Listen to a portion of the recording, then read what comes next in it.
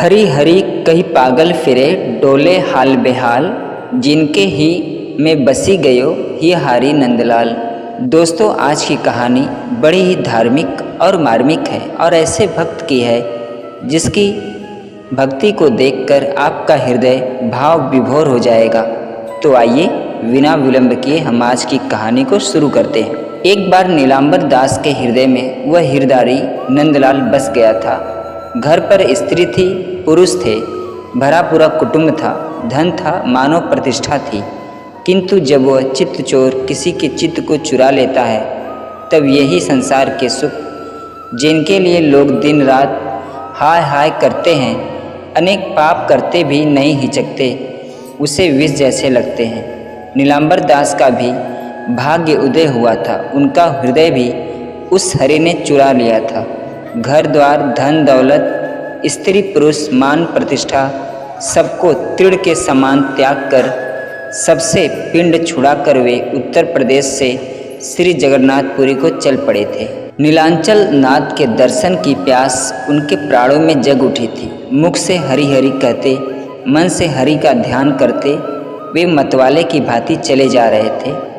अनेक पर्वत, नदी, नाले, वन, नगर पार करते नीलांबर दास कंडा किनारे पहुँचे। वर्षा की ऋतु बड़ी ही भगवती भागीरथी की धारा, न कोई ग्राम न घाट, संध्या हो चुकी थी। नीलांबर दास गड्ढा तीर पर उस निर्जन स्थान में बैठकर भजन करने लगे। थोड़ी देर में उधर से एक मल्लाह जाल लिए मछली मारता नौका पर निकला। नीलांबर दास ने उसे पुकारा, अरे भाई, कृपा करके इस ब्राह्मण को उस पार उतार दो। तुम जो मांगोगे वह दे दूंगा। भाड़े के लिए चिंता ना करो। मल्लाह को लगा कि यात्री के पास धन है, अच्छा शिकार फंसा समझकर वह नौका किनारे ले आया। नीलांबर दास प्रसन्न होकर भगवान का स्मरण करते हुए नाव में बैठ गए। सूर्यदेव छिप चुके थे, अंधकार बढ़ता जा रहा था। नीलांबर दास नौका पार लगाने की शीघ्रता कर रहे थे, पर यह देखकर कि मल्लाह उनकी बात सुनता ही नहीं, वह धारा में नाव बहाए ले जा रहा है, उन्हें संदेह हो गया। वे बोले, भाई, तेरा मतलब क्या है? तू मुझे मार डालना चाहता है? अच्छा, मैं भी देखता हूँ कि श्री जगन्नाथ के यात्रा को तू कैसे मारता है। मल्लाह ने कहा, मेरा मतलब समझने में तुम्हें अब बहुत देर नहीं लगेगी। तुमको यदि किसी को याद करना हो तो कर लो, मैं तुम्हें अभी नीलांचल पहुँचाए देता हूँ। इस निर्जन प्रदेश में बड़ी गड्ढा के बीच यात्री को मारकर फेंक देना और उसका धन छीन लेना बड़ा सरल काम था। मल्लाह पहले से इसीलिए नौका पर बैठा कर यात्री को ले आया था। अब नीलांबर दास ने घबरा कर भगवान को पुकारना प्रारंभ किया। एक बार श्री जगन्नाथ के दर्शन होने पर प्राण भले चले जाएं, पर उन रथारूढ़ नीलांचल नाथ के दर्शन अवश्य हों। इस विपत्ति से वे दयामय ही ब्राह्मण को बचा सकते हैं। जब कोई सर्वथा असहाय होकर भगवान को पुकारता है, तब भगवान उसकी प्रार्थना का उत्तर अवश्य देते हैं। वे जगन्नाथ एक राजपूत का वेश धारण करके किनारे पहुँचे और उन्होंने पुकारा, अरे ओ मल्लाह, नाव ले आ। यदि तुझे मारने की इच्छा ना हो तो चल। झटपट मल्लाह की तो नानी मर गई, भय से थरथर कांपने लगा वह, लेकिन नाव को वह बहाव में बहा ही जा रहा था। जब उसने दूसरी पुकार पर भी ध्यान न दिया तो एक बाण खट से आकर नौका में घुस गया और किनारे से शब्द आया, अब की बार नाव पर बाढ़ मारा है, अब यदि तू इधर नहीं आता तो सिर पर मारूंगा। मल्लाह भय के कारण सफ़ेद पड़ गया। उसने नौका किनारे की ओर मोड़ी। किनारे पहुंचने पर राजपूत ने उसे डांटा और ब्राह्मण से बोले, मैं लुटेरे हथियारों से यात्रियों की रक्षा करने के लिए इधर घुमा करता हूँ। मैंने यह वेश पीड़ितों की रक्षा के लिए ही धारण किया है। ब्राह्मण ने धन्यवाद किया, कृतज्ञता प्रकट की और श्री जगन्नाथ जी के दर्शन के लिए शीघ्र गड्ढा पार होने की इच्छा व्यक्त की। राजपूत ने मल्लाह को डांट कर कहा, इन ब्राह्मण देवता को झटपट उस पार उतार दे। अभी मेरे सामने इन्हें उस पार उतार। तनिक भी इधर उधर किया तो मेरा धनुष देख रहा है। मछुए को तो प्राणों के वचन की आशा ही नहीं थी। अब उसे कुछ धैर्य हुआ।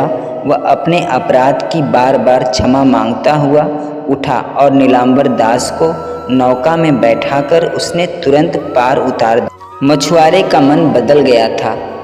उसने अपने कृत्य पर बड़ा पश्चाताप था। वह ब्राह्मण के पैरों पर गिर पड़ा।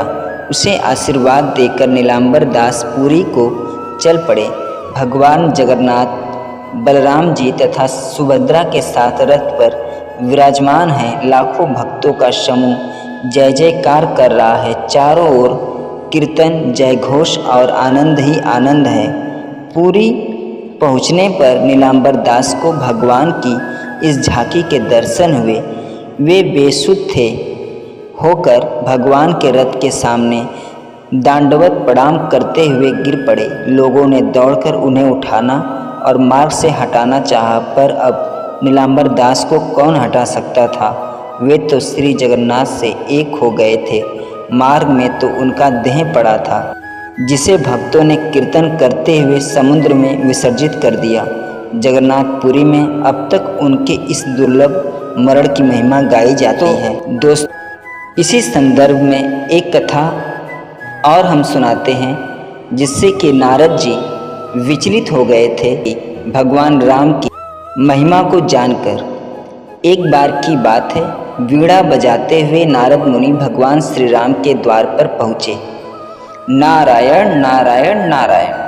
नारद जी ने देखा कि द्वार पर हनुमान जी पहरा दे रहे हैं। हनुमान जी ने पूछा, नारद मुनि कहाँ जा रहे हो? नारद जी बोले, मैं प्रभु से मिलने आया हूँ। नारद जी ने हनुमान से पूछा, प्रभु इस समय क्या कर रहे हैं? हनुमान जी बोले, पता नहीं, पर कुछ बही खाते का काम कर रहे हैं। प्रभु बही खाते में कुछ लिख रहे हैं? नारद जी, अच्छा, क्या लिख पढ़ रहे हैं? हनुमान जी बोले, मुझे नहीं पता मुनिवर, आप खुद ही देख आना। नारद मुनि गए प्रभु के पास और देखा कि प्रभु कुछ लिख रहे हैं। तब नारद जी बोले, प्रभु आप बही खाते का काम कर रहे हैं, ये काम तो किसी मुनीब को दे दीजिए। तब प्रभु श्री राम बोले, नहीं नारद, मेरा काम मुझे ही करना पड़ता है, ये काम मैं किसी और को नहीं सौंप सकता। नारद जी बोले, अच्छा प्रभु, ऐसा क्या काम है? ऐसा आप इस बही खाते में क्या लिख रहे हो? तब प्रभु श्री राम मुस्कुराए और बोले, तुम क्या करोगे देखकर, जाने दो। नारद जी बोले, नहीं प्रभु बताइए, ऐसा आप इस बही खाते में क्या लिखते हैं?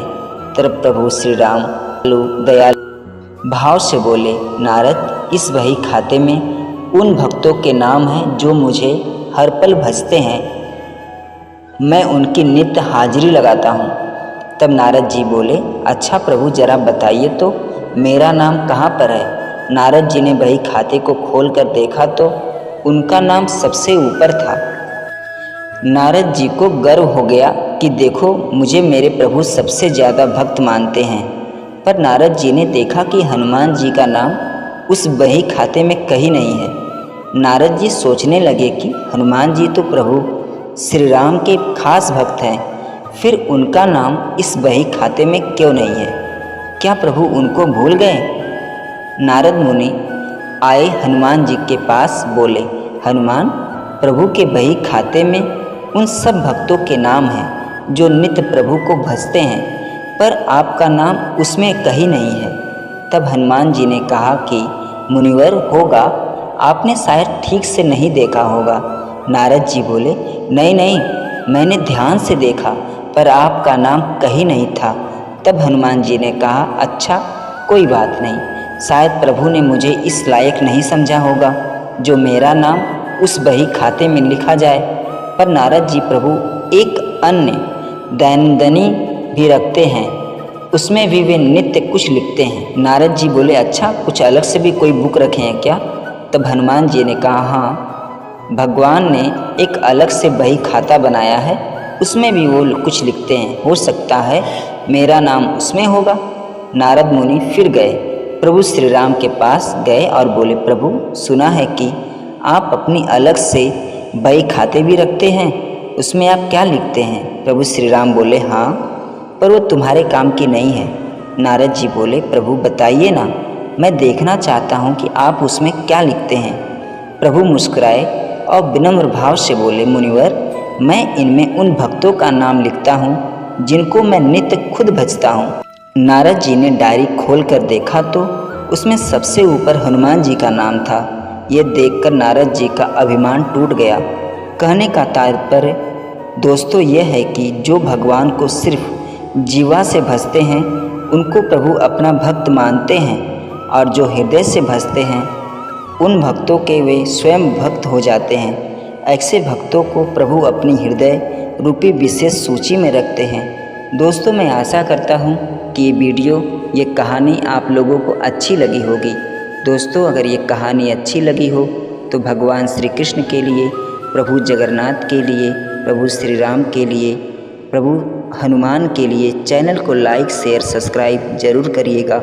पूरा वीडियो देखने और सुनने के लिए धन्यवाद दोस्तों।